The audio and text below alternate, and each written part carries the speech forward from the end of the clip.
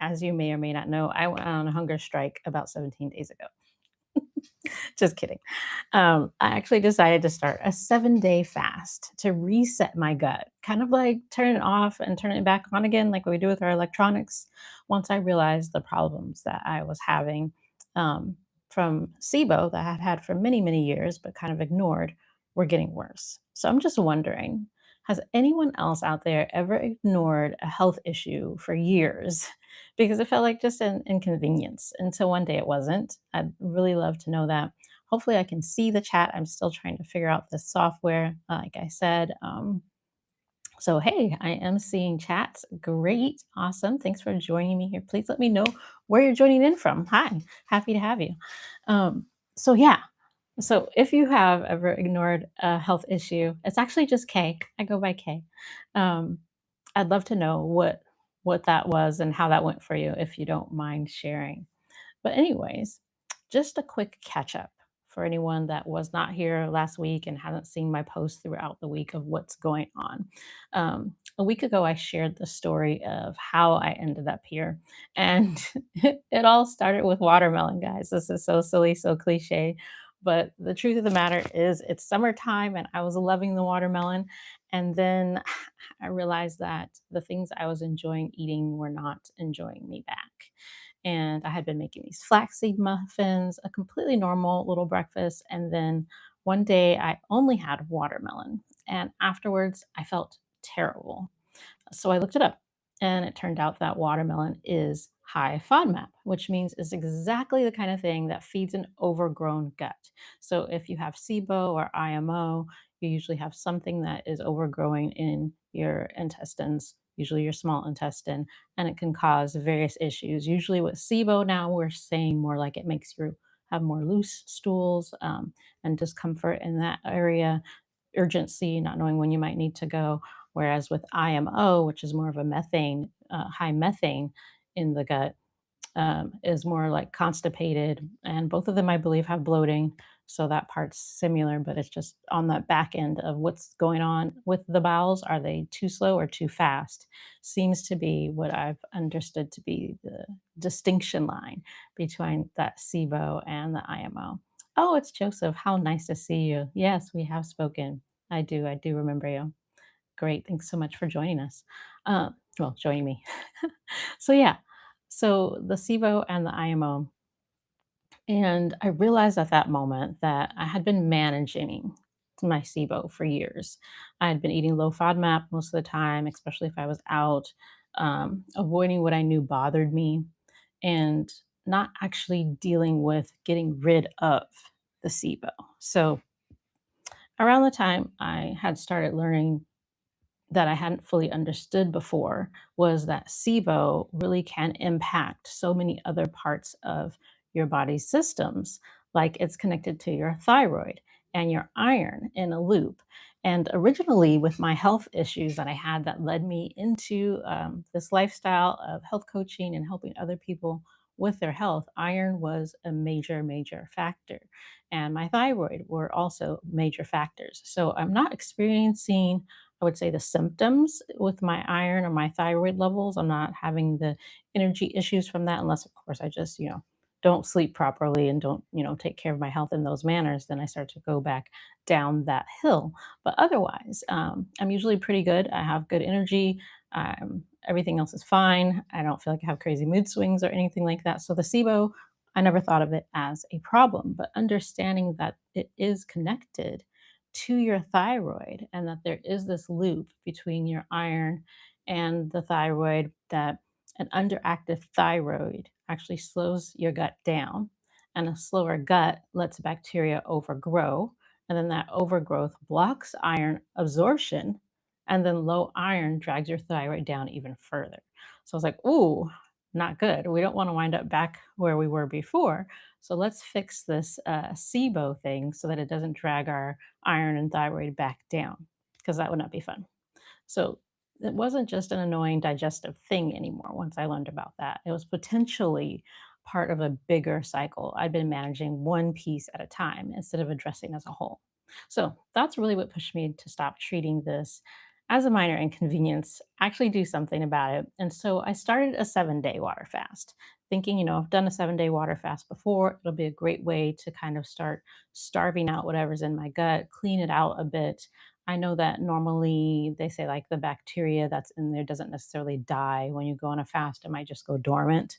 And then when you start eating the same things again, you kind of wake it back up. So I knew I would need a plan after the 7 days. And so I did a little bit more research and was trying to figure out what I was going to be able to do.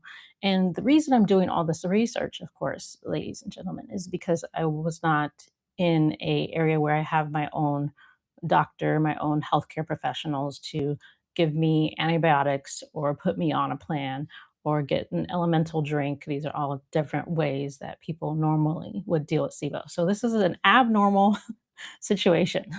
So I started the 7-day water fast, which, if you've seen the last episode, you know that it turned into 10 days. And that brings us to this week. So now we're on the 17th day that I have been working on resetting my gut. And what I actually winded up deciding to do was to go ahead and go carnivore on that 10th day. I was going to go a few days longer. If you watched the previous podcast or listen to the previous podcast, you'll see I was like, oh, I feel great. I feel amazing. Maybe I'll go to 14 days or something like that. But my face and my back broke out in this rash. You can still see some of this on my forehead and around the face, that I got this rash, and it was a little bit painful when it first happened, but I was like, okay, yeah, your skin is bursting things out, that's normal. And so I didn't really think too much about it, but later on that day it started to get worse and worse to where it was painful and itchy, and my whole back broke out. It looked like pimples all over my back. And so I was like, you know what? Maybe it's not worth going further. Obviously, my skin is reacting now. My body is definitely purging things. The skin's opening up and letting stuff out. Maybe we should go ahead and stop because we're not under supervision of an actual licensed, healthcare professional. I'm winging it. Um, I was tired also, so I was like, well, I am tired. I've been doing this for a while. I'd like to not lose too much muscle.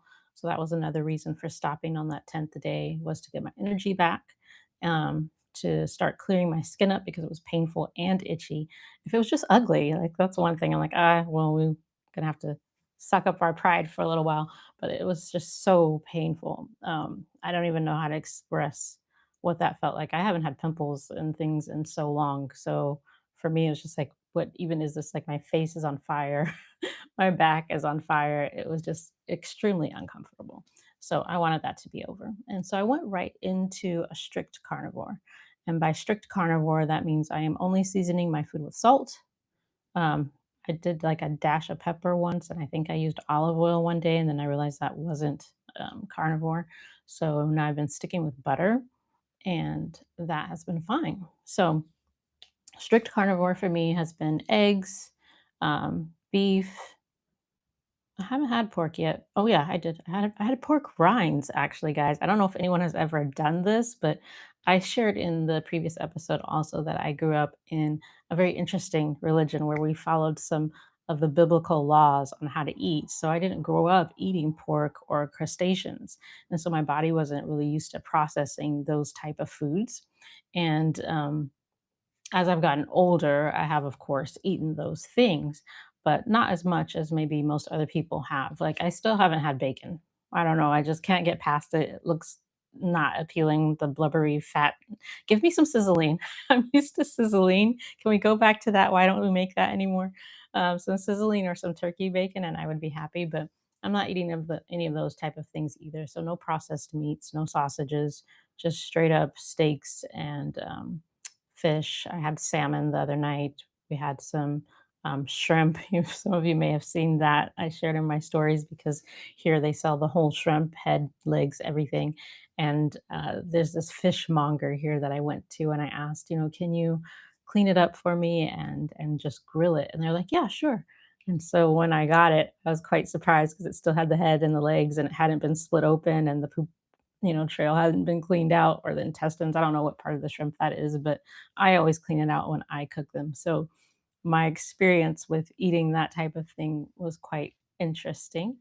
So that's been part of my carnivore journey, is finding the foods that are satiating. And for me, so far, fish has not been very satiating, even with adding on those giant shrimps. And chicken, because I'm also a picky eater in that area, I only like the chicken breast, and that's not very fatty. So that wasn't very satiating for me either. And so I had a little convo with Grok, because Grok's been helping me through this, because I don't like to waste these kind of chats on ChatGPT or Claude. I save those for other things. But Grok has been pretty good at this, and Google. And it suggested that I put some butter on my tuna. And at first I was like, "Oh, that's weird. Why would I put butter on tuna?" And I'm just thinking of this cold can of tuna with this cold butter in it. And then I was like, "Oh, when I got ready to eat later that day, I should probably melt the butter like people do with, shrimp or crab legs, and dip it in there." And life-changing, carnivore food hack unlocked for me. So I don't know about the rest of you all that have already tried carnivore. If anyone is out there that is carnivore or has tried carnivore, please share your tips and tricks with me, because I'm doing it very strict. Like I said, it's just meat and butter. That's all I'm doing. Um, Not even adding the special, any special seasonings. So like I said, this plan is evolving as I go along.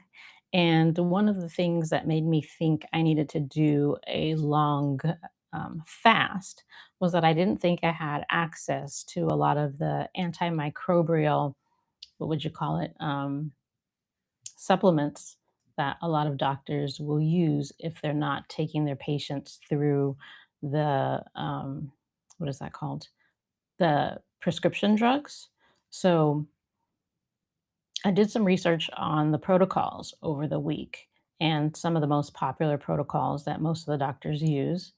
And I was looking at things like, what do you call it? Let me look here, because I wrote it down so I would not forget the names, because I messed them up. Rifaximin.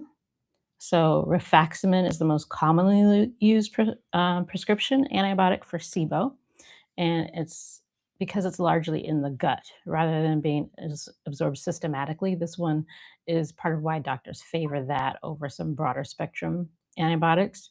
And then for methane dominant SIBO, the IMO specifically, um, the rifaximin is often used along with neomycin or metronidazole. Yeah, I probably said that very wrong. But since it's methane that's being produced by archaea, and they don't respond as well to rifaximin. So SIBO is definitely like a bacterial overgrowth, but then the IMO is a methane producing archaea that is overgrown in your gut, and basically that's not a bacteria. So an antibacterial type of thing doesn't really work to kill them off. And then the other thing is they are kind of surviving because of the hydrogen producing bacteria that's there, because I guess they feed off of the hydrogen or something like that, is what I was learning as I was studying more throughout this week of what the current science and information is out there. So some doctors will also prescribe a prokinetic afterward. So a medication that helps to keep your gut moving, since preventing the recurrence is often what most people want to do, because a lot of people that have SIBO may take the antibiotics and they may knock it out and then it comes back. And so that's the part that's a little disheartening, knowing that I did a 10-day fast and that this can all just come back again. So when it comes to the natural herbs, the antimicrobial route, it looked like a lot of doctors were using allicin, and this is a particular brand name, but it's a compound from, well, Alamed, I guess is the brand name, but allicin is the compound from garlic, and it's really helpful for methane dominant cases. But it happens to be something that's very US based, so could not find that. Berberine, of course, is available pretty much everywhere I've been. So I already had access to berberine. I knew I could use that, but it didn't seem like it was something that would really knock out the archaea. So then the next thing that came up on my radar was oregano oil. And I was like, okay, I haven't seen that either. So I was left with like berberine and maybe trying to make my own oregano oil. And then I also learned about neem, um, and iberogast. And I guess iberogast is more like a prokinetic, but also very US based, not something that's easy to find anywhere else. Yeah. Hey, thanks for hopping in, Amy. Um, so yeah, I was just learning more about these different ways of actually killing off the excess bacteria, because that's what you want to do with SIBOs. You want to get rid of the excess bacteria, not all of the bacteria, because we do need some bacteria in our gut, of course. But if it was just killing off the bacteria, it might be a little bit easier. But for me, since it's the IMO kind of SIBO with the methane based archaea, they're not bacteria and they are pretty tough buggers to get rid of. They don't want to go. They will just take a nap until they have some more food, kind of thing, it seems like.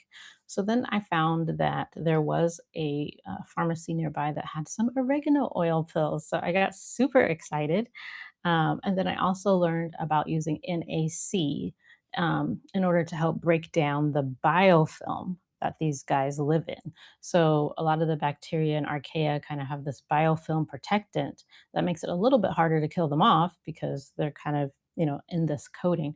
So learning that I could use the NAC to kill the biofilm off, hopefully, or break it down, and that then I could use the oregano oil and the berberine to kind of finish it off. I'm like super excited now, guys. So we will see how it goes. So for the last, today is day 3, I believe, that I've been taking the NAC.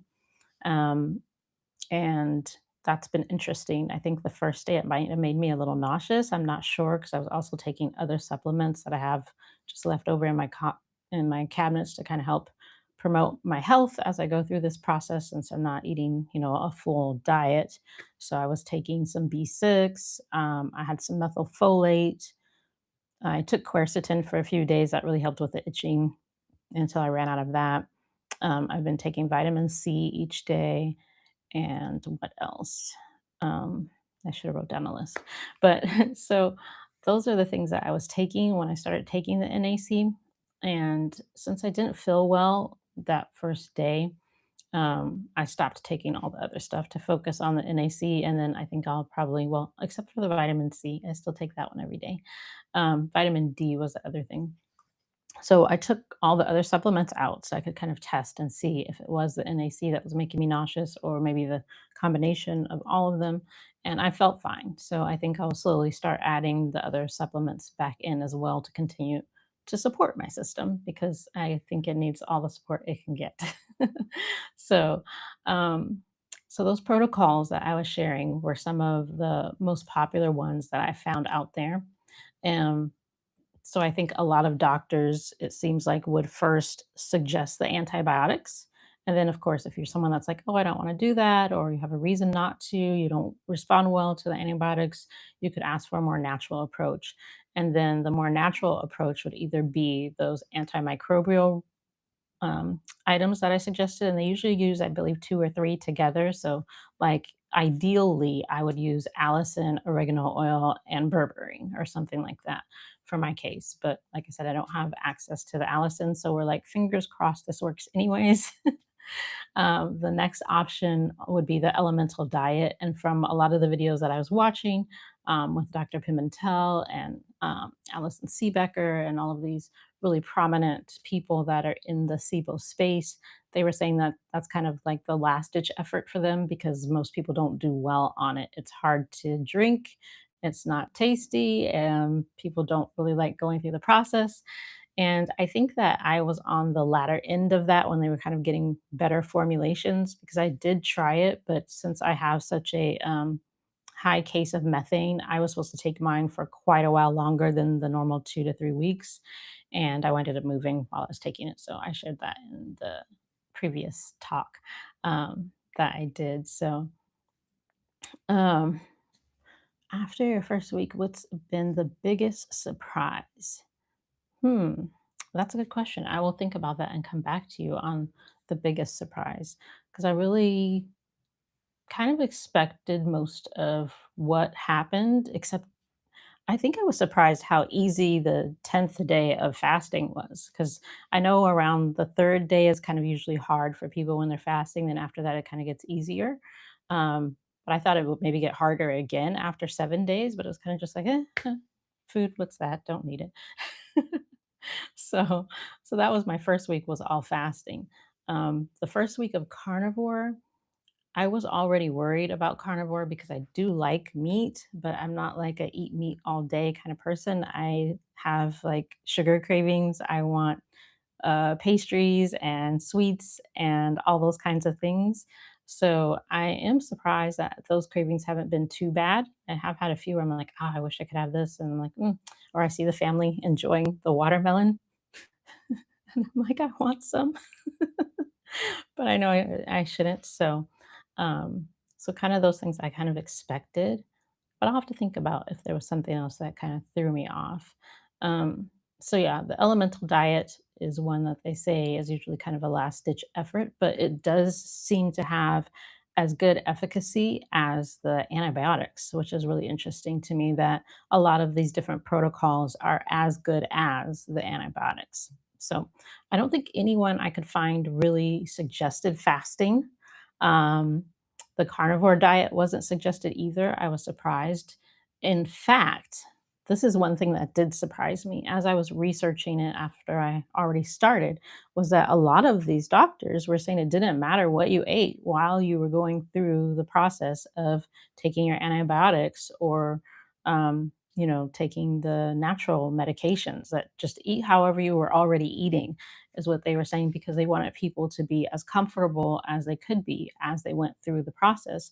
But I'm thinking, if what you're already eating is making you have bowel discomfort, I don't know how comfortable that is. So I would think that if I was working with someone, I would at least suggest a low FODMAP. Um, they did have that available, the low FODMAP, the SDC, um, different types of diets that you can do to kind of relieve some of the pressure, the bloating, the bowel discomfort. But that was really, really interesting to me that the top doctors that are involved in SIBO were not like, oh, you should do this, period, as far as how you eat while you're going through this process. Some were under the impression that you want to have the bacteria there so that you can kill it. You don't want to starve it off, so it's hiding. That makes sense.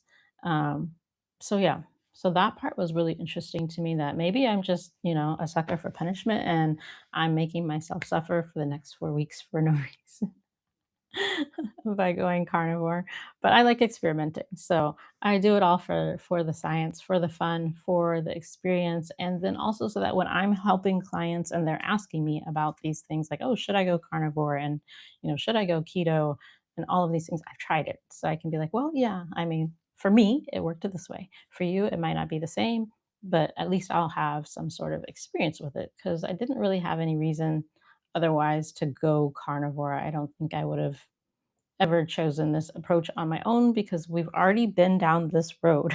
We've done Atkins, we've done paleo, we've done vegetarian, we've done vegan, we've done oil-free vegan. That's how far I've gone with my dieting. Luckily, I never did any of the all banana or whatever diets are going on these days. I think I saw somebody was doing all pineapples or something like that, just picking one food.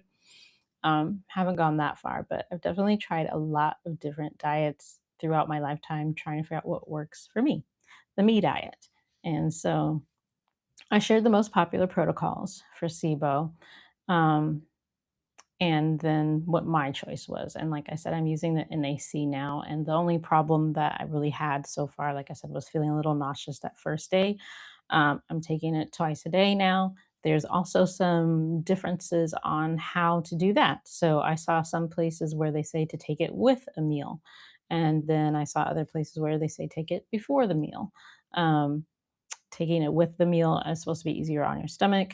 Taking it before the meal is supposed to help kill off and open up the biofilm before you get in any food. And then they start munching on the food, I guess. And then you take your other supplements, your allicin or berberine or whatever, oregano oil, to help um, kill those guys off.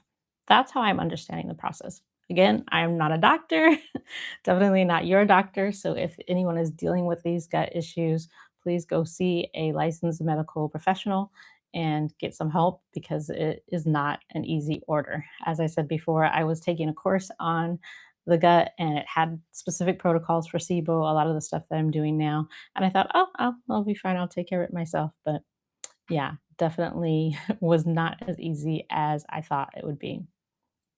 Let's see. Hold on a second. Something's covering. Mm, what misconceptions about gut health do you think prevent people from making progress? Oh, look, that's really neat. I didn't know I could do this. Look at that. I'm still learning how to use Riverside, guys. I'm a newbie. So I can share the questions. That's cute. Super cool. Um, so, as far as misconceptions about gut health, I think it really depends on what you're trying to do. One of the things that I see a lot of people talking about when it comes to SIBO and IMO is taking probiotics.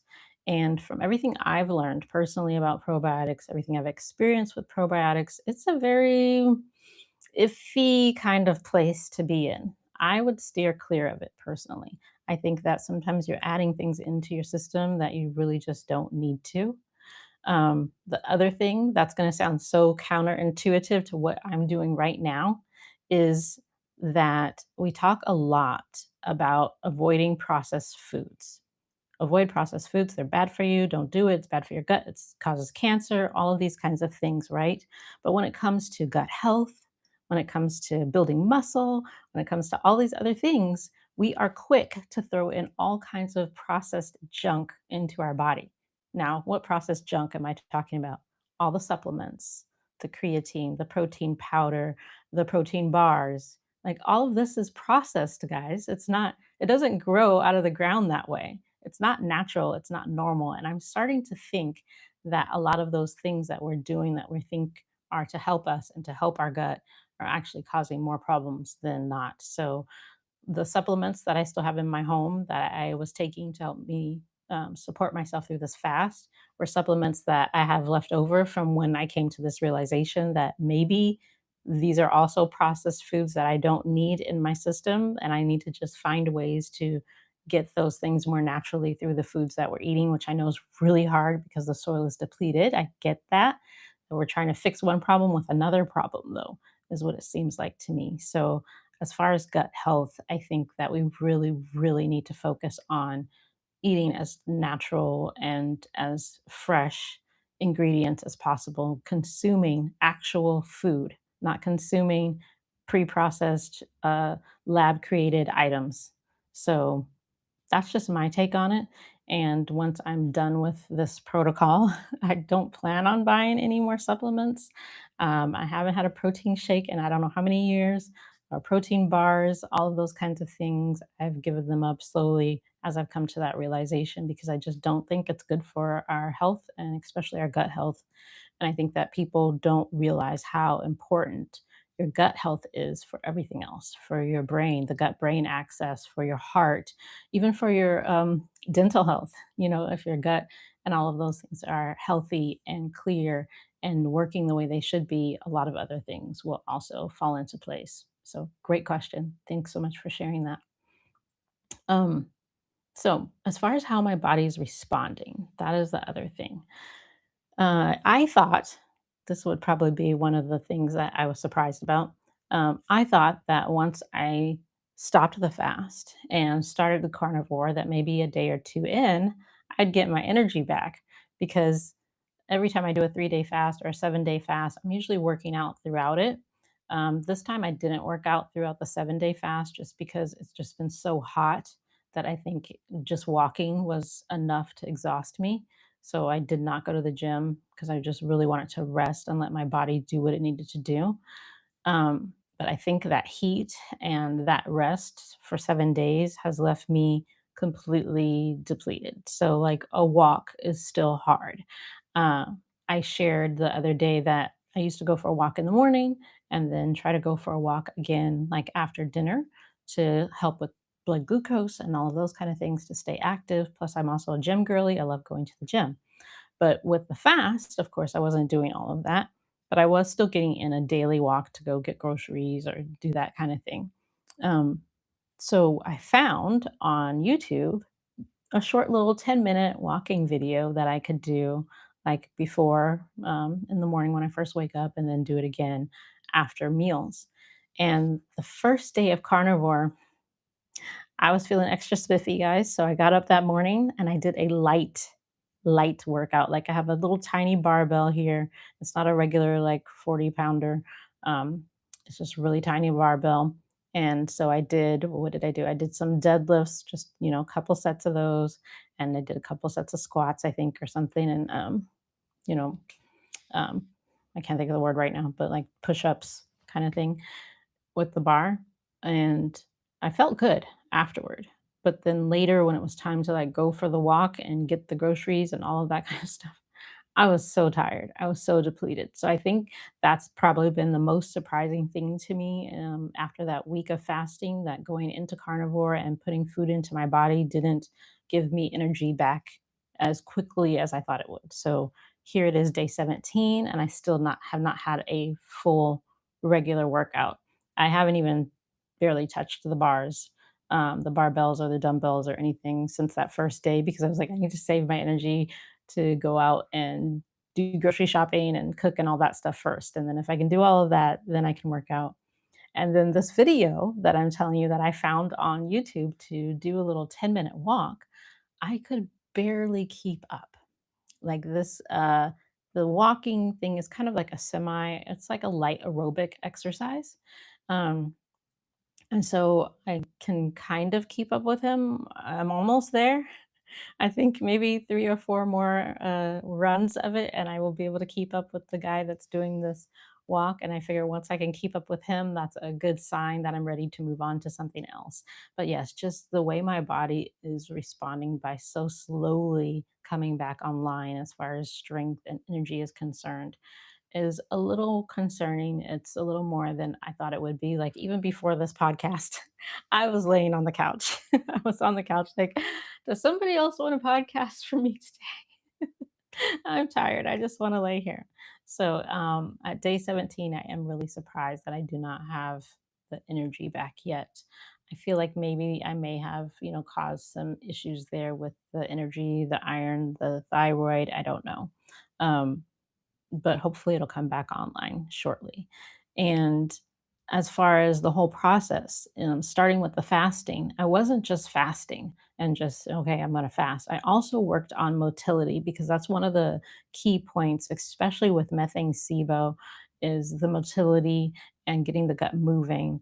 And so some of you may be familiar with like the vagus nerve and the importance of that as far as your gut is concerned. And so some of the things I've been doing is like gargling in the morning, um, putting cold water on my face every morning.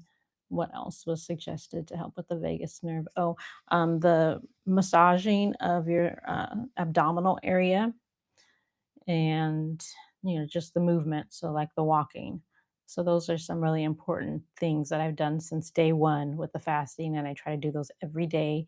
I've been drinking ginger tea, so fresh ginger, not a packet. I know there's something going on in the news right now with tea, and I am a tea girly, but I have always, not always, but I have mostly been a fan of loose leaf tea. I like to know what I'm drinking. I like to see it. I don't want the random powder that is in the bleached pouch. I do not think that is good for you. So anytime you can make your own fresh tea from your own fresh ingredients, I think sometimes they say that's not a tea, it's an infusion or something like that instead. So if you're, boiling some ginger, some cinnamon, some cloves, like those things are really supportive for your system. And I really like making those. So I've been having a lot of ginger tea. That's also supposed to have some sort of prokinetic effects as well.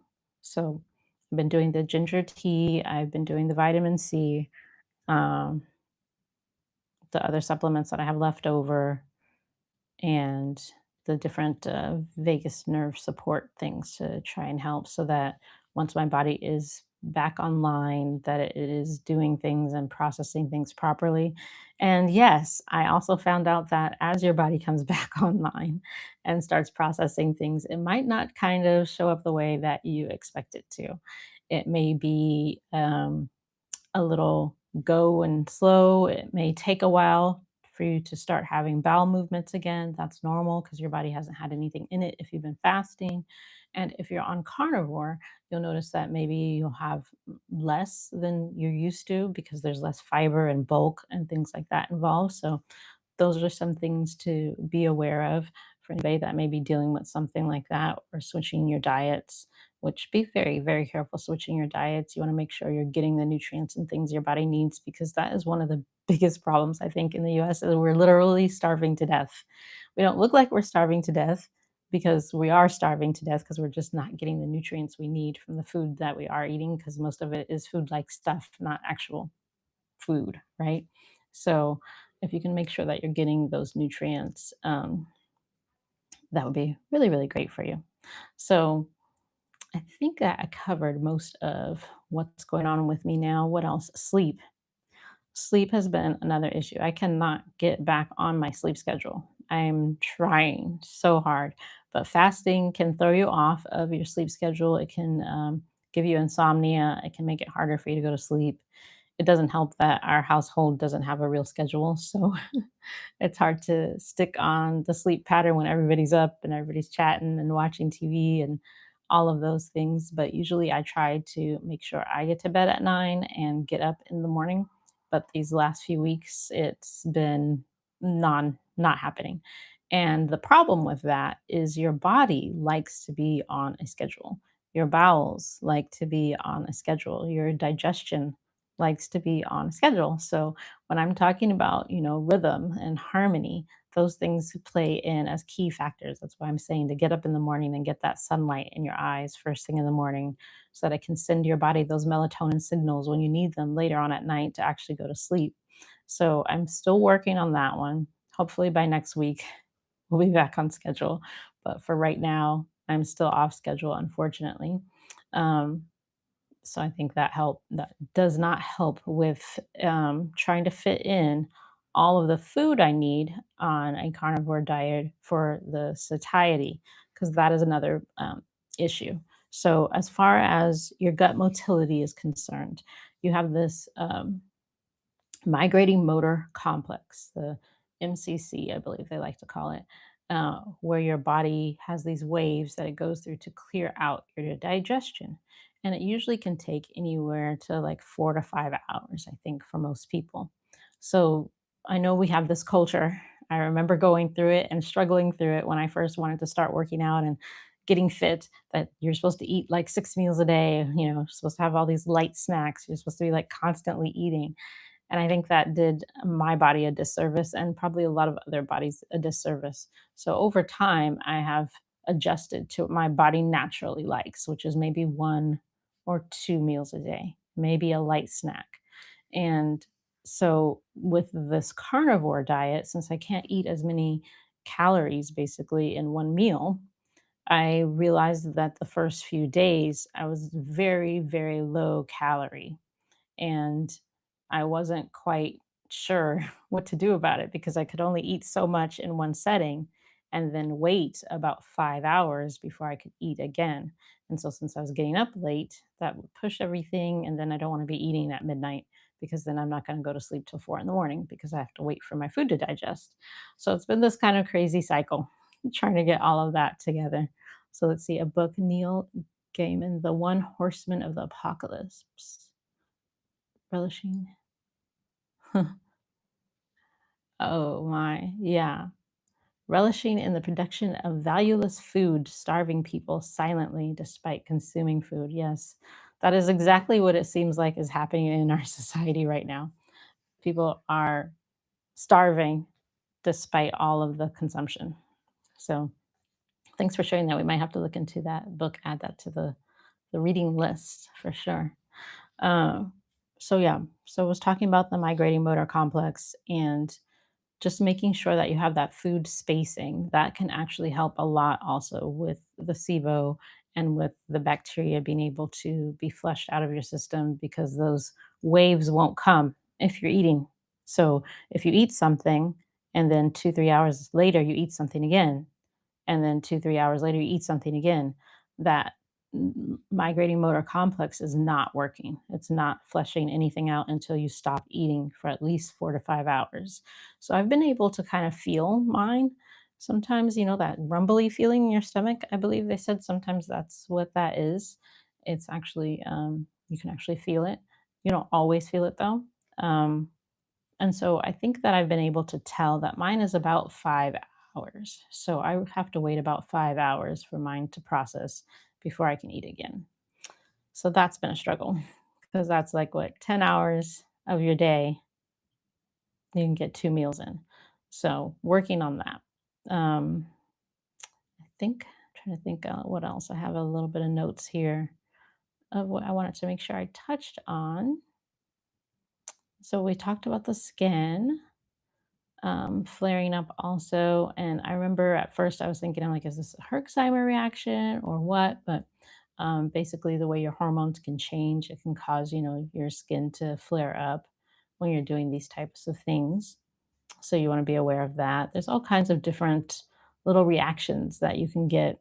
And knowing what they are beforehand is definitely helpful. So you're not completely blindsided and thrown for a loop when something happens as you're going through some sort of process. So if anyone is working with a doctor and you're working on healing SIBO or even IBS, they're saying that a lot of the IBS, they're realizing that it's linked to these same sorts of things. So getting people similar treatments.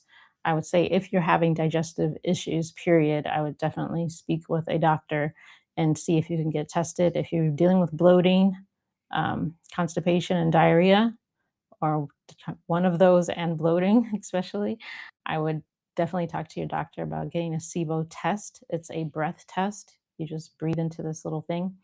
And even if you don't have a doctor that you can get that from, there are ways to get it yourself online these days. That's one of the beautiful things about the internet is that we have so much access to healthcare if we are, willing to step out of the box a little bit and do some research. Um, so I gave you what I'm doing now is I'm still going full carnivore, strict carnivore. So we're sticking with meat and butter, and we will keep doing that. This is 1 week. I think I'm going to do it for 3 weeks, 3 more weeks. So 4 weeks total. I'm not sure though. It can change just like the fasting. We'll see how long I last. I have to say it's definitely not my favorite diet. It's been okay. I think it would be better if I had like unlimited supplies of ribeyes, maybe, but ribeyes are hard to find around here. So, or if you could, like I said before, actually use seasonings and sauces, so it could be fun. Like I could have taco meat or brisket or something like that. But just plain meat with some butter and salt, it's okay, but not my favorite. So, and then also there's the health implications, which I'm not sure of. There's a lot of people that go back and forth on, carnivore and your heart and all of those type of things. So it's definitely not something I would want to stay on for life, but as a temporary solution, as a temporary workaround to give my body less to process and less things to be uncomfortable with. I think that it's been good because I can't say that I've really had much bloating or other issues. I have had a little, but it's just very, very slight. And a lot of the things that I was reading and was saying that a lot of it could be left over, basically because the gut already has all this dysbiosis going on. So there could be a lot of leftover remnants that lead to discomfort, and that can take a while to clear out. So we will see how we're doing next week. I think I should be much better next week. If I'm not, then maybe we need to reassess. Or actually, you know what? I might not be much better next week because starting tomorrow, as I said, I will be taking the berberine and the oregano oil. And as I start taking those along with the NAC, I'm assuming there may be some die off, there may be some other issues that will come up as far as discomfort or how my body's processing things as it starts killing off that archaea, hopefully. That is the goal, is to kill off the archaea. And once you're killing off the archaea, I believe that it was saying something about them using the hydrogen from the other bacteria or something like that. And then that's how the methane gas gets produced. So if they're killed off, then you still have the other bacteria that's there that's promoting the hydrogen. So then you may have a new problem. You may go from constipated to having to deal with diarrhea because now you've gone from methane SIBO to the regular type of SIBO. And you may have to go through that process and that die off and killing off all of those bacteria before you finally actually have full relief, if you ever get to full relief. And that was a really interesting thing that I learned as I was watching the different videos and studying with the different doctors. Like I said, Dr. Seebecker, Dr. Pimentel were two of the ones that I watched the most. I watched a lot of YouTube videos over the last week, and so seeing that they kind of go for 70% with their clients. They're not looking to kill off all the bacteria. Of course, you do need some of it. So you may not feel 100% perfect and never ever have a tummy issue again. So knowing that that's not the goal isn't perfection. Because I mean, when do we ever experience perfection, anyways? But the goal is feeling much better. Oh, yeah, that's unfortunate. I haven't had any problems with berberine actually. I've taken it for a while off and on now. Um, it might depend on the type of berberine you're taking also. You might want to check into that because there are different types. So I would look at that.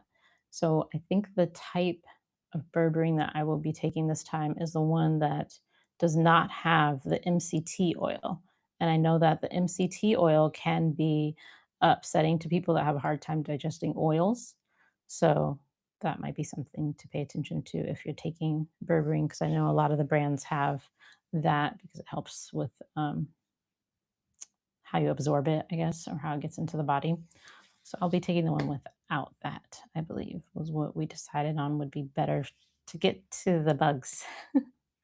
So yeah, as I start taking the berberine and the oregano oil along with the NAC, I am expecting some things to go maybe back downhill, but hopefully my energy will come back up so I'll be able to deal with it. And we'll see. I will keep sharing updates. I think I have an actual guest next week, so I won't be doing a podcast update like this. Um, but I will continue to share the updates on my social media of how it's going and anything new I learn or discover or experience. Because I know I always find it interesting when people are going through different things to see how it's actually working for them in real time. So that's why I thought I would share and also to kind of document because I do not remember sometimes what I did to myself. And then I have to go back and try to find notes and information. So I'm like, well, this time we'll just document it. It'll be online for you to refer back to if you need to. So I think my body is responding very well. I was also surprised that, of course, you expect to kind of lose some water weight and things like that when you're fasting. Um, but I had what do you call it? Done the whole BMI thing, and we were talking about that beforehand. That I was well over the BMI. I was obese. So I don't know where I'm at now. I haven't been weighed yet, but I know that my clothes definitely fit different. They are definitely loose. So we will see when I get into the gym what I actually weigh and where I lost weight at. I know I lost quite a bit around the midsection. And I expected that, eating carnivore, when I started eating again, it would come back. I just thought, it's water weight. Yeah, I am super skinny now and it'll all come back when I start eating. So interesting enough, I don't think it has. So we'll see how that goes. And then what else? I think that's pretty much it on what my experience has been like so far, what I've learned, and what I plan on doing to go forward. So I have not worn any makeup yet. I put uh, cream on my face for the first time today because I just wanted to let my skin heal. Also, as far as skin is concerned, when I was fasting during the 7 days, my skin, like my legs and things like that, got so like papery. It was really, really strange. It was really dry. I was like, is this what old people's skin is? Am I getting old people's skin already? But I'm happy to say that with carnivore is back now. I have nice, healthy skin again. It feels moist and happy for the most part, instead of dry and papery and thin. So that's another interesting thing to think about. It's taking a while though. It didn't just come back on day one. It's like slowly, slowly recuperating. So interesting. The other thing that I didn't expect with the fast and all of that was for my skin to change so much. So heading into next week, starting tomorrow, like I said, we'll be adding the berberine and the oregano oil. And I think that's pretty much the only change that I will be making going forward is doing that. Again, working on my sleep, continuing to do things to support the vagus nerve, the cold water on my face, making sure I'm getting enough liquids in every day, make sure I'm salting my food, and all of those great, wonderful things. So I don't know if anybody has any more questions. I thank you guys all for hopping in and communicating and sharing your questions and thoughts and ideas. It's really helpful for me and hopefully for others that are in the room. So thank you so much for joining me today. And I'm going to continue this journey.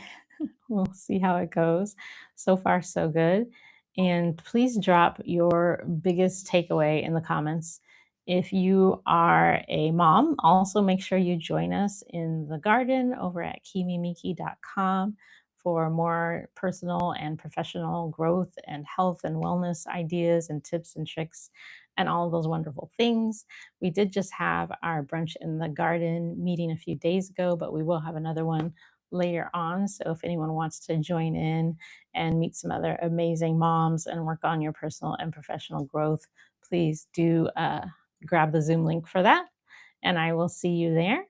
And I am always happy to interact with more ambitious moms that are ready to learn and grow together in real time. And I will keep showing up here for you guys at the Harmony Principle podcast and keep making sure that we have other wonderful ways for you all to interact. I'll keep you posted on the rest of my journey. Please like, share, and subscribe so you do not miss us next Friday at 9 a.m. Eastern, right here on the Harmony Principle podcast, where rhythm is not something you find, it's something you return to.